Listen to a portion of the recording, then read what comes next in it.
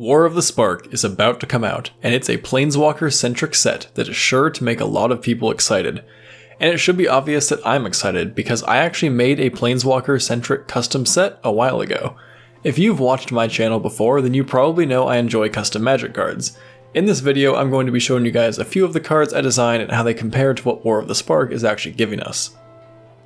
The first thing I want to cover is the fact that all of the Planeswalkers in War of the Spark have static abilities. I did not even think to change the fundamental design of Planeswalkers themselves, but the one thing I did do that Magic did not is create auras that enchant Planeswalkers. This is somewhat similar to that concept, but would play out a little bit differently. I called these auras the loyalty cycle, playing off of a Planeswalker's loyalty counters and loyalty abilities. You enchant a Planeswalker and it grants it a static ability.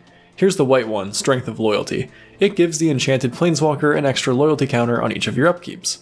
The blue one, Changing Loyalty, is a classic blue theft effect with some self-mill tacked on. This one triggers when you activate a loyalty ability and is supposed to be the downside, but a good deck will make use of it. I won't go through the rest of them here, but I'll put them up on the screen for you to read. Moving on to creatures that interact with Planeswalkers, I actually went a different direction than War of the Spark, which focused more on the proliferate mechanic. Master of Redirection can attack a player and redirect that damage to a Planeswalker instead. Swooping Eagle is nerfed a bit by the fact that it can't attack Planeswalkers. Tactical Commander is a card I'm surprised was not printed, which just lets you draw a card when you play a Planeswalker. Young Idolizer was a similar design but would probably be cut in favor of the previous card. Temporal Influencer sort of gives a static ability to your Planeswalkers, allowing them to activate loyalty abilities as instants. There were also some instants and sorceries.